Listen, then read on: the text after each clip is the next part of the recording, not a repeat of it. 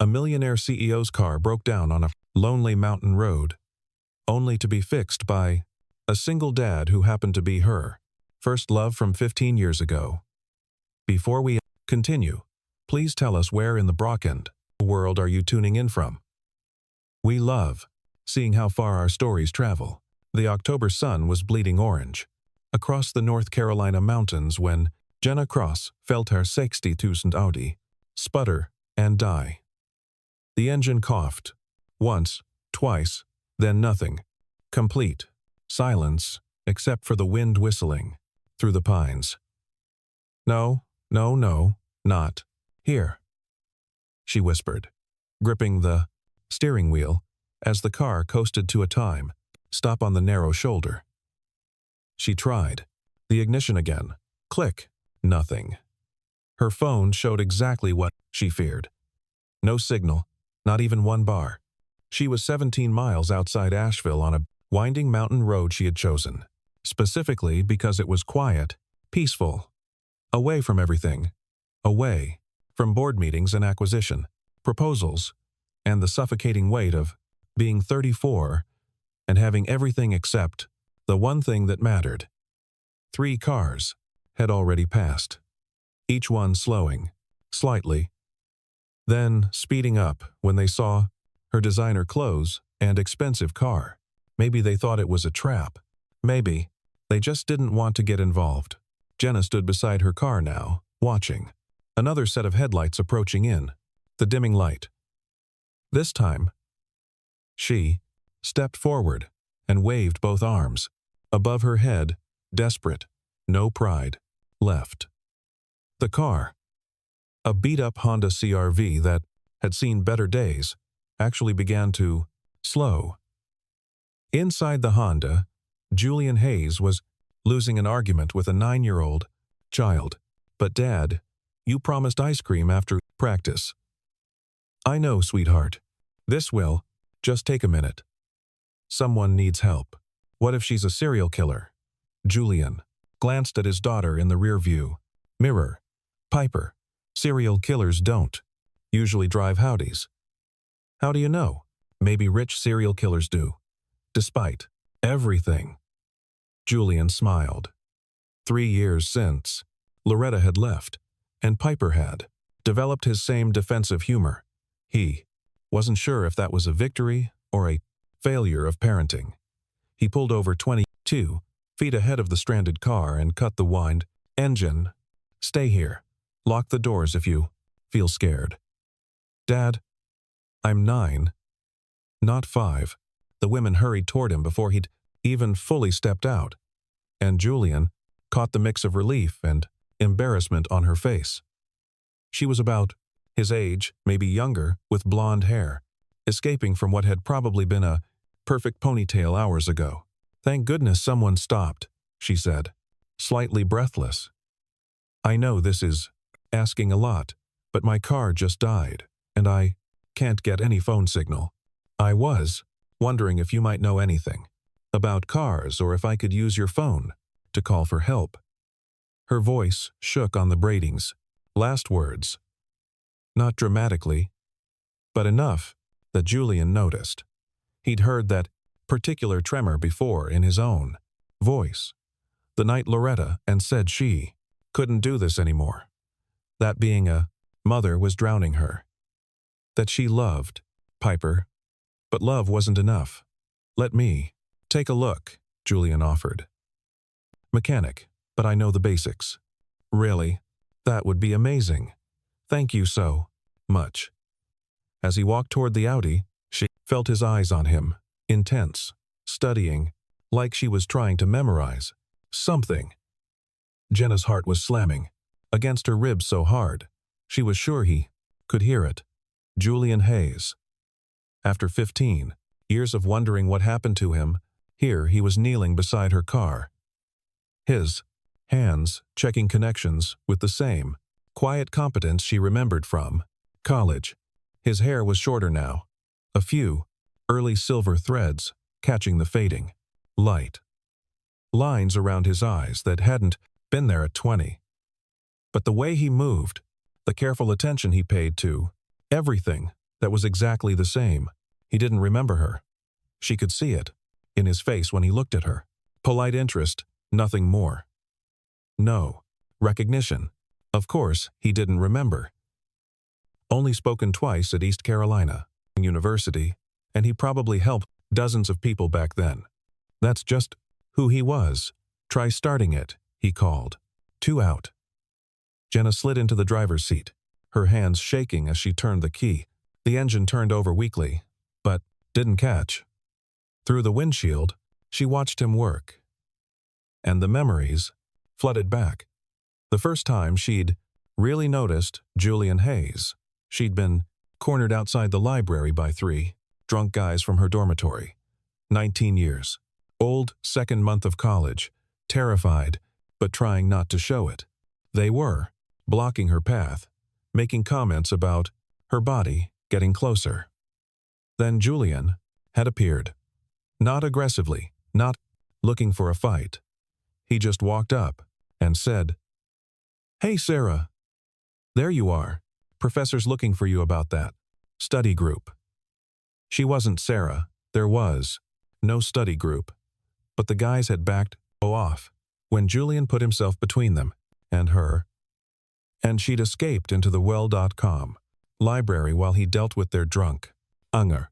She tried to thank him the next day, but he just shrugged and said, nobody should have to deal with that, and walked away before she could even tell him her name.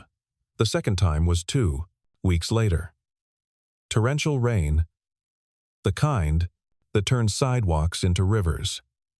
She'd been standing under the tiny overhang of the mathematics building, watching the rain, and realizing she had a 2-hour lab to get to across campus. No umbrella, no raincoat. Julian had jogged by, stopped, jogged back. "You're stuck?" he'd asked. "It's fine. I'll wait it out. It's supposed to rain for 3 more hours.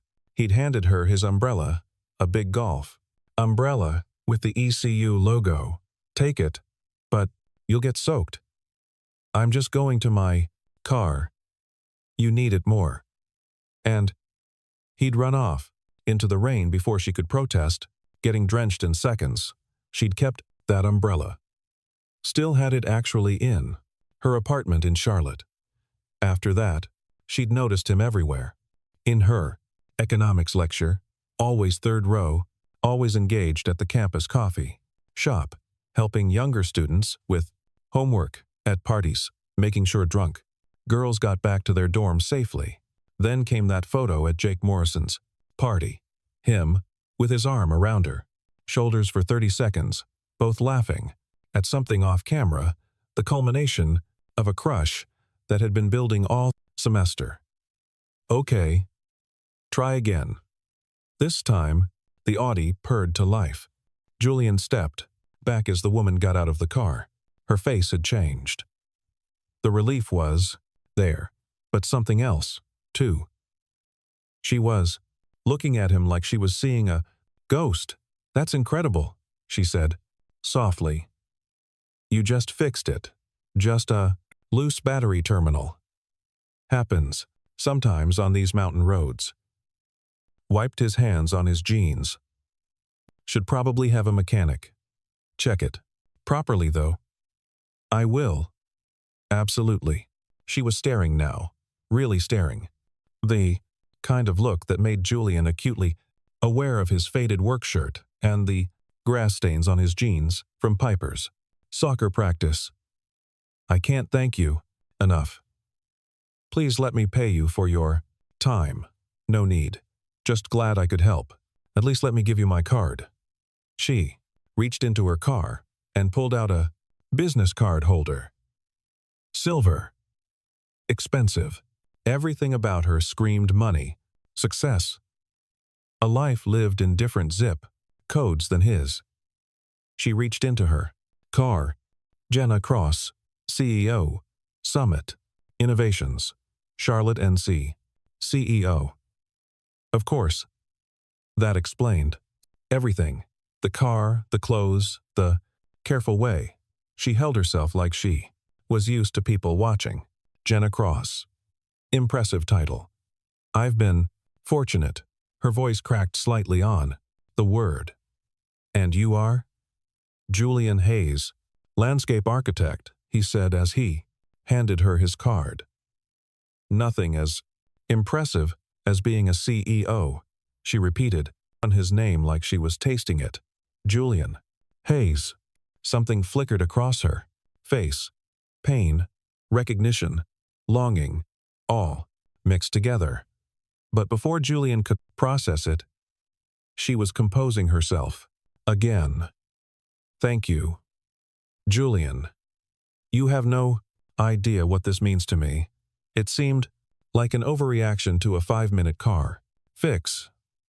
But Julian just nodded. No problem. Drive safe.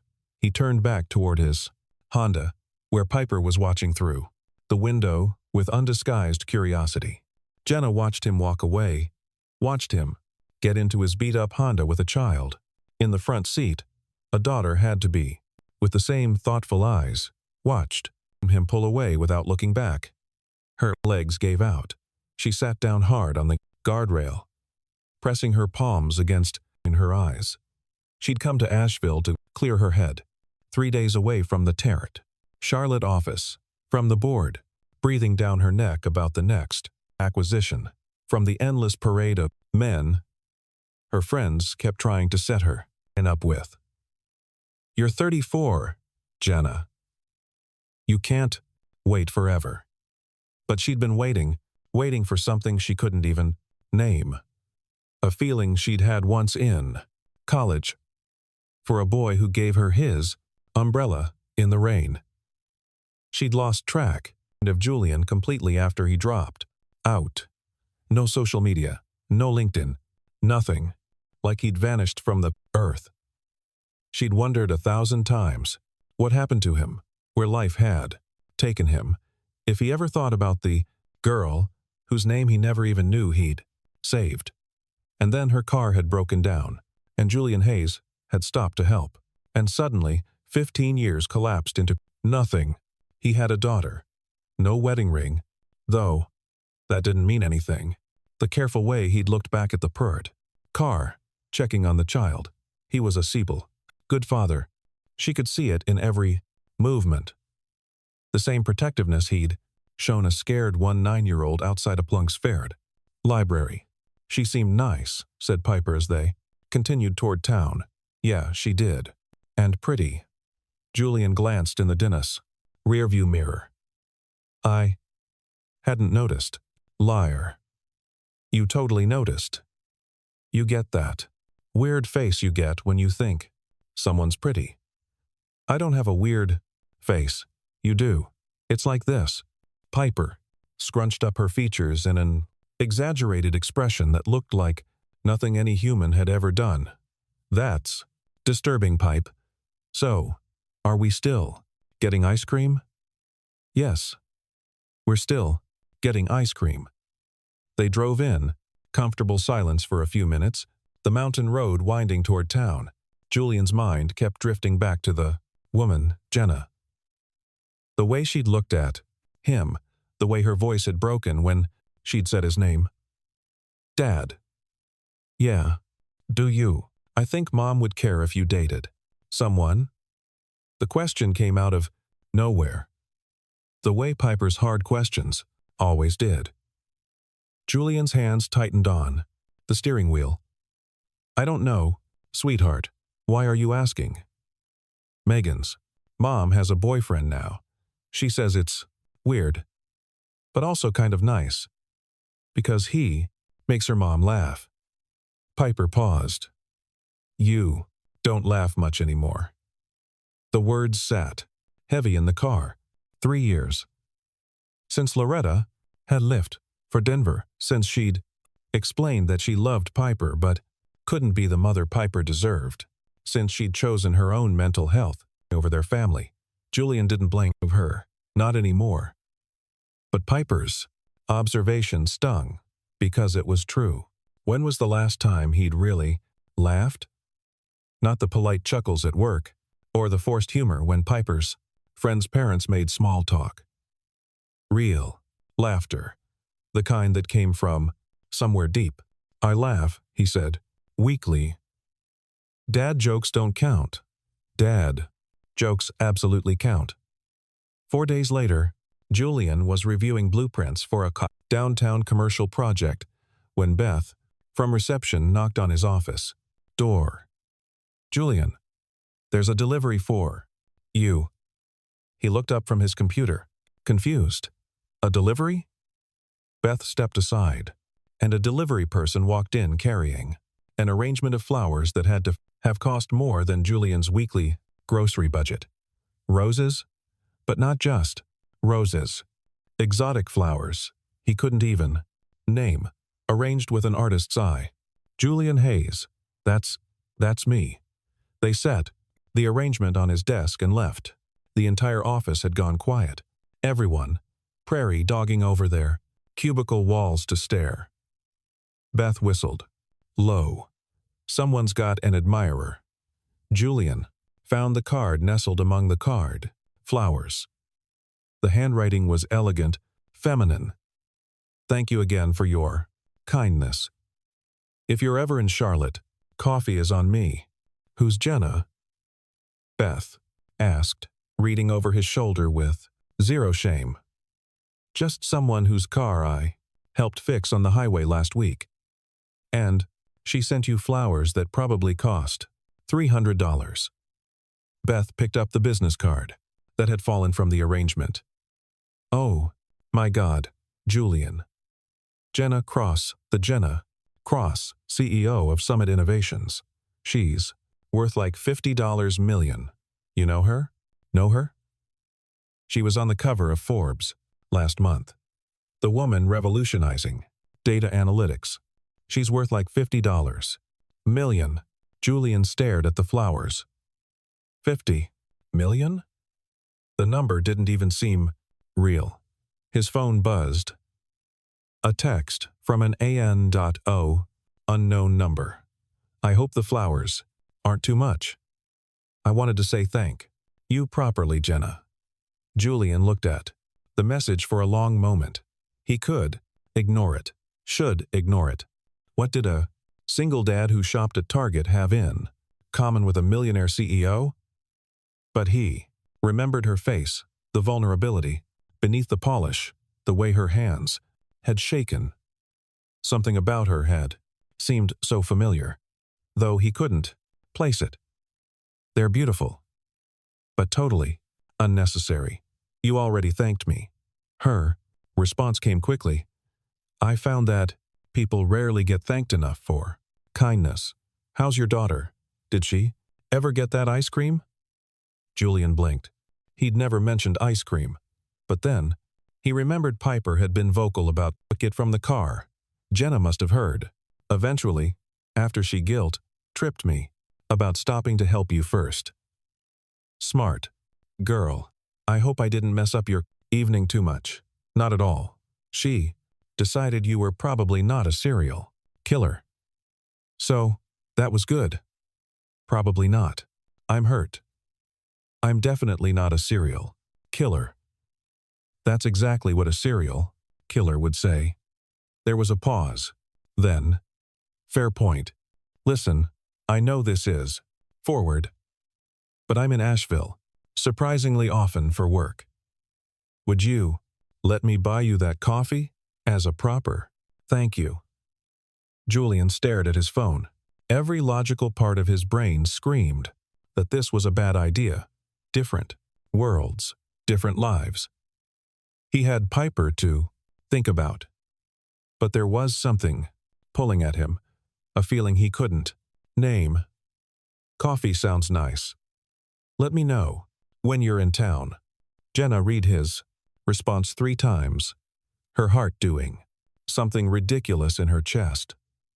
She was in her Charlotte office, floor 2, ceiling, windows overlooking the city, and suddenly none of it mattered.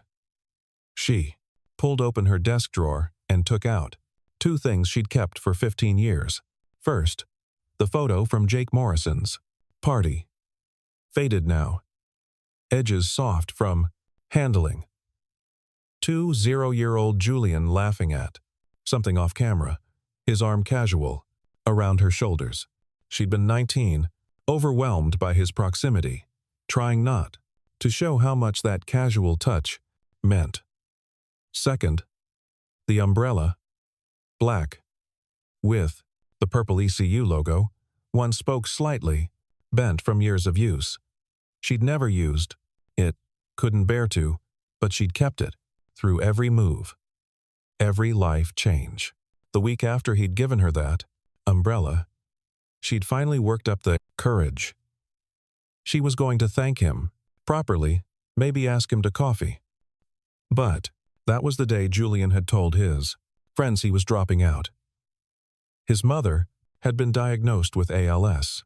He needed to go home, take care of her, be the son she needed. She'd watched him leave the Wyons lecture hall for the last time. Her carefully rehearsed words dying in her throat. By the next week, he was gone. No forwarding information, no social media presence, nothing. For 15 years, she'd wondered, built her company, made her fortune, but always wondered about the boy who'd saved her from bullies, who'd given her his umbrella without a sight. Second thought, who'd put his arm around her at a party and made her feel for 30 seconds like she belonged. And now he was here in Asheville, and landscape, architect with a daughter, and tired eyes, and the same instinct to help strangers. She looked at the umbrella one more time, then put it away. Some secrets weren't ready to be told. 2 weeks later, they met at a cafe downtown. Julian arrived 5 minutes early and spent the entire time second-guessing his outfit choice. Jeans and a button-down seemed safe, but maybe too casual. Maybe, she expected, Julian. He turned. Jenna stood behind him, and for a second he forgot how to breathe. Not because she looked like a millionaire CEO. She didn't. She wore jeans and a soft gray sweater, her hair down and catching the afternoon light. She looked normal. Beautiful, but normal, and somehow familiar. Something about her eyes. "Hi," he said, standing awkwardly. "You found it okay. Google Maps is a miracle of modern technology." She smiled, but he caught the day nervousness underneath. "Should we?" They ordered coffee for him, tea for her, and found a corner table. For a moment, neither spoke. "This is weird, right? This is weird. Sending $300 of flowers to someone who fixed your car for 5 minutes. Little bit weird." She laughed, and the sound pulled at something in Julian's memory. "In my defense, you also refused payment." In my defense, it was literally tightening one bolt, a bolt I couldn't have tightened. Hence the flowers.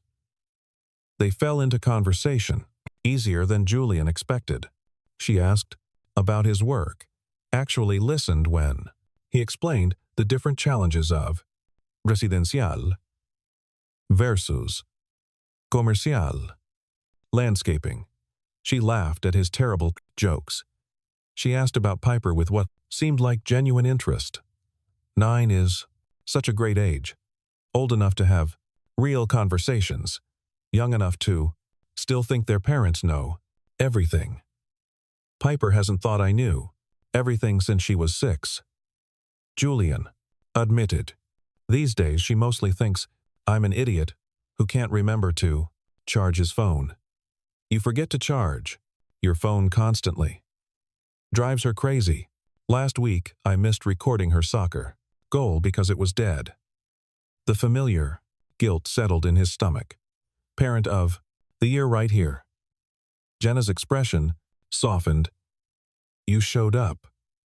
That's what matters. You sound like you have experience with this stuff. No kids of my own. But I had a dad who never missed a swim meet, even when he was working 3 jobs. He died when I was in college. Heart attack at 48. I'm sorry, it was a long time ago. Actually, it was. Right around the time she stopped. Around the time. What? Nothing. Just it. Was a hard period. Dad dying. Other things changing. You know how college is. Julian studied her face. There was something she wasn't saying, but he didn't push.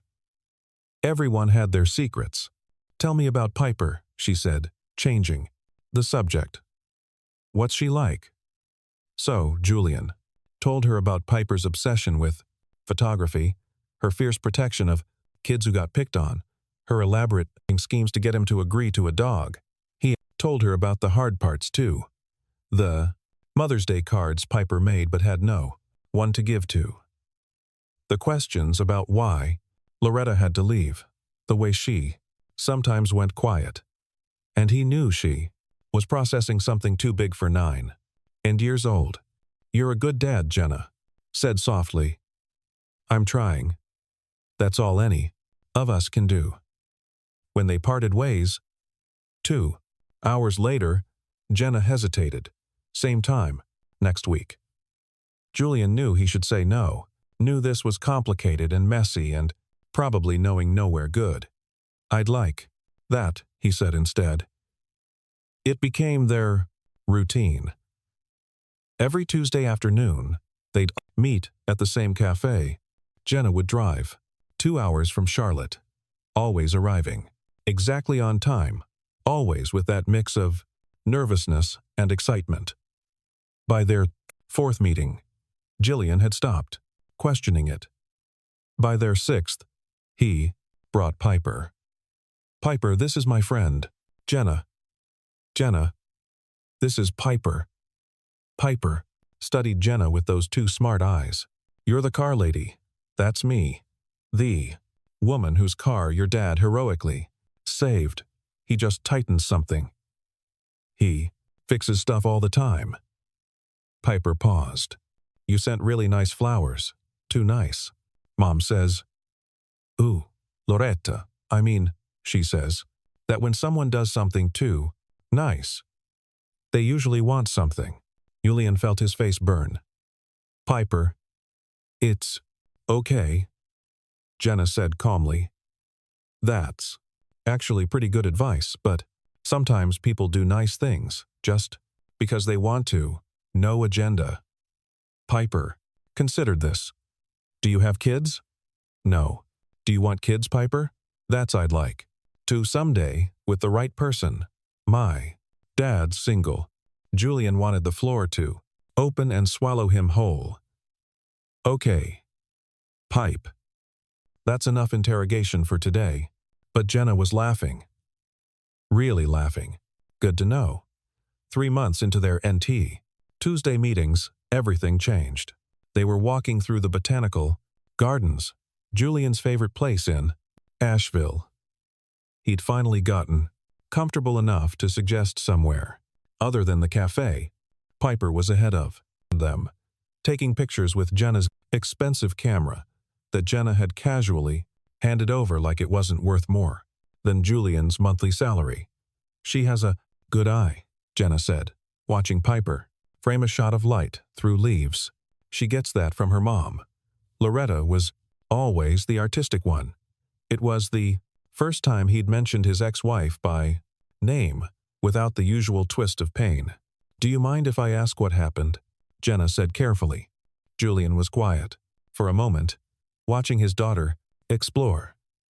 She tried. For 6 years. She really tried. Killing her. Not dramatically, just slowly, like drowning in inches of water. The day she left, she said she loved Piper. But that love wasn't enough. She needed to save herself before she destroyed all of us. That must have been devastating. It was, but also, Julian paused. It was also a relief to stop pretending. She's better now in Denver. She's in therapy, has a job she loves. She sends Piper postcards. And Piper's angry, hurt, confused, but also okay, mostly. Kids are resilient. He looked at Jenna. What? About you? Ever been married? Engaged? Once to a perfectly nice investment banker who looked perfect on paper. She smiled ruefully. I called it off 3 weeks before the wedding. What happened? I realized I was marrying him because it's what I was supposed to do. But I didn't love him. Not the way she trailed off. The way what? Jenna stopped walking and turned to face him. Can I tell you something? Something that's probably going to sound completely insane. Julian felt the air shift between them. Okay. She pulled out her phone, scrolled for a moment, then handed it to him. We remember this? The photo on the screen was old, slightly pixelated. A group of college students at what looked like a house party. In the center, a young man with his arm around a young woman spraggling in her shoulders, both laughing at something, off camera. Julian stared at the photo. The man looked familiar. But is that me? He looked closer. That's me. At ECU. He studied the woman. Long blonde hair, bright eyes, a smile that was somehow both confident and shy. Something tugged at his memory. Those eyes. Is that me? 15 years ago, November 3rd to be exact. A party at Jake Morrison's apartment off campus. The memories came flooding back. Jake Morrison, the party. And before that, oh my God, you're the girl from the library. The one those guys were harassing. Jenna's eyes filled with tears. You remember I called you Sarah? Pretended to know you to get them to back off. More memories surfaced. And the umbrella, the rainstorm. You were stuck outside the math building. You gave me your umbrella and ran into the rain. I never even knew your name. I tried to tell you, tried to thank you properly, but you were always rushing, off to class or work. And I was too shy to chase after you. Jenna wiped her eyes. That photo was taken 2 weeks before you dropped out. I'd finally worked up the courage to really talk to you, to tell you how much those moments meant. But then my mom got sick, and you were gone. No forwarding address. No social media. Nothing. I looked for you. For years, Julian. Not in a creepy way, just wondering what happened to the boy who saved me without even knowing my name. Julian felt like the ground had tilted. You've remembered me for 15 years. You showed me kindness when I needed it. Most, twice, without wanting anything in return, without even sticking around for a thank you. She pulled something from her bag, a folded piece of paper, handed it to him with shaking hands. It was a printout of an email draft, dated 3 weeks after he had left ECU. Dear Julian, I know you don't know me. Not really, but you saved me twice this semester. And I never got to say thank you. I hope your mom gets better. I hope life is kind to you. I hope someday I can return the favor. The girl you called Sarah. I never sent it, Jenna said. I didn't have your email, but I kept it. Rewrote it 100 times over the years. And when your car broke down, pure coincidence. I came to Asheville to clear my head. I'd been driving these mountain roads for 3 days trying to escape the pressure of my life. Then my car died and you stopped, and I couldn't to believe it was you. She laughed through her tears. 15 years later, and you were the same person still helping strangers. Julian looked at this woman, brilliant, successful, beautiful, who'd held on to the memory of 2 small kindnesses for 15 years, who'd spent 3 months getting to know him without revealing any of Crotus. This. Why didn't you tell me right away? Because what if you thought I was crazy? What if this whole thing was just some Pathetic fantasy? What if the real you was nothing like the person I'd built up in my head? She met his eyes. But you're not. You're exactly the same. Kinder, even. The way you are with Piper. The way you see the world.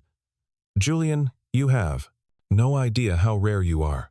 Julian thought about the last 3 months, the easy conversations, the way she'd fit into his and Piper's life, the way Tuesday had between the day he looked forward to most the familiar feeling he'd had since that first coffee. Now he understood why. I should probably be freaked out by this, he said finally. Are you?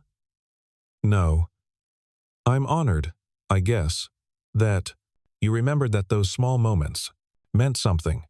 They meant everything. You showed a scared 9-year-old that there were still good people in the Gannis world. Dad, Miss Jenna, Piper came, running back with the camera. I took the most amazing picture of a butterfly. We have to see. She showed them the photo. A monarch, wings spread, caught in perfect light. That's beautiful, Pipe, Julian said. Can we print it? I want to put it on my wall. Of course, Jenna said. I'll have it printed. Professionally, if you want. Piper's eyes went wide. Then are you guys dating now? Julian choked on air. Piper. Because Megan says, when adults go on walks in gardens and look at each other, the way you're looking at each other, that means they're dating.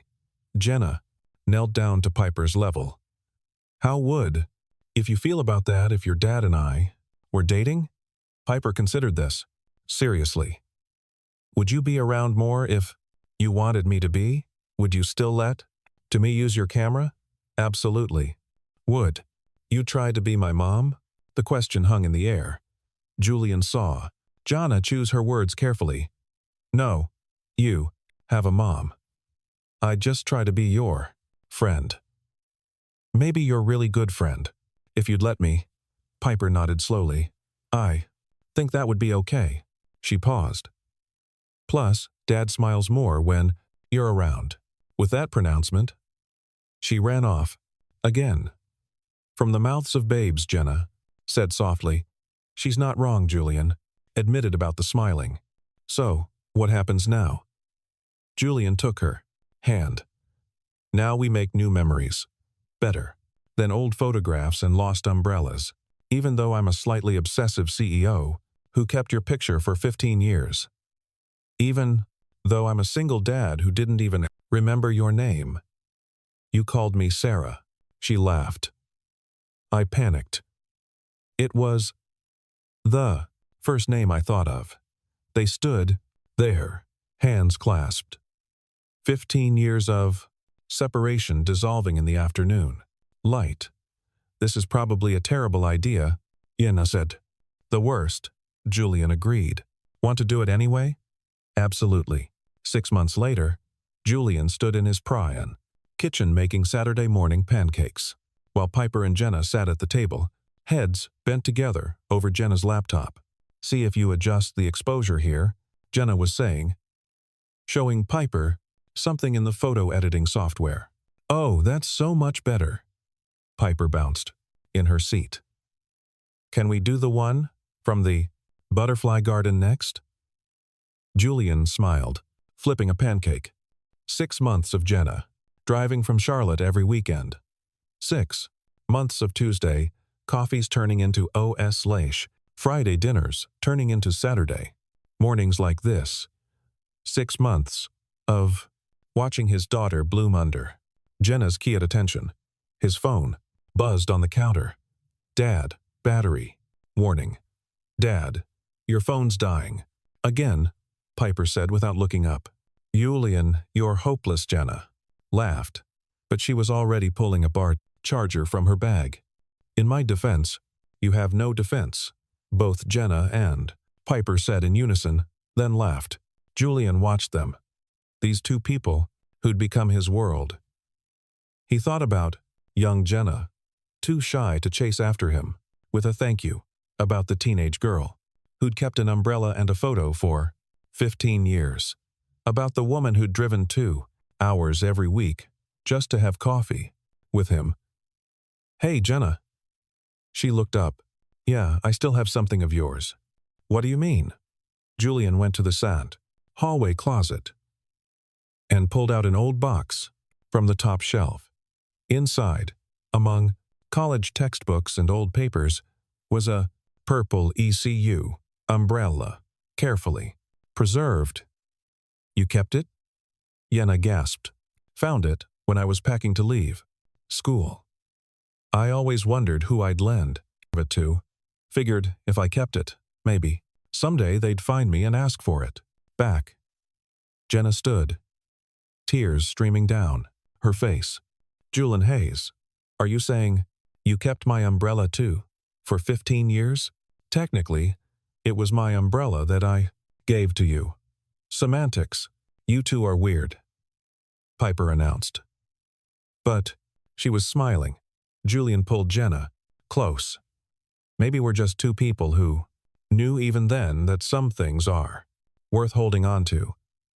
Even if we didn't know why," Jenna agreed. "Even if it took 15 years to figure it out." Later that evening, after Piper was in bed, they sat on the porch, the old umbrella between them like a bridge across time. "I have something to tell you," Jenna said. "Okay, I'm opening an Asheville office. I'm moving here." Julian turned to stare at her. "You're what?" "I'm tired of driving 2 hours for coffee. I'm tired of missing Piper's soccer games. I'm tired of pretending my life is in Charlotte when my heart is here. Jenna, I've spent 15 years waiting for my life to really begin. I'm done waiting." Julian kissed her, then really kissed her with 15 years of missed opportunities dissolving between them. 1 year later, Julian stood in the botanical gardens in the exact spot where Jenna had shown him the photo. Piper stood beside him, holding a small ring box and practically vibrating with excitement. "She's coming." Piper shouted. "Dad, she's coming. I see her." "Pipe, calm down." "I can't calm down. This is the most exciting thing ever." Jenna approached, laughing at something on her phone, unaware of what waited for her. She wore jeans and the same gray and sweater from their first coffee date. Julian had asked her to, though he wouldn't say why. "Sorry I'm late," she said, kissing Julian's cheek. "Conference call ran over." "And why are you both looking at me like that?" "Miss Jenna," Piper said formally, "my dad has something to ask you." Julian got down on one knee, and Jenna's hands flew to her mouth. "Jenna Cross," he began.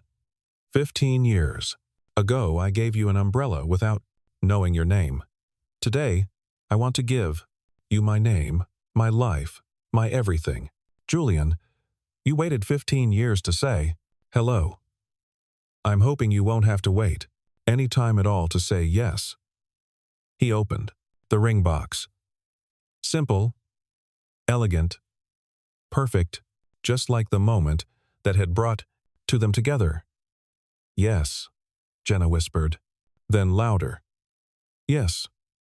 Of course. Yes." As Julian slipped the ring on her finger, Piper threw her arms around both of them. "We're going to be a family.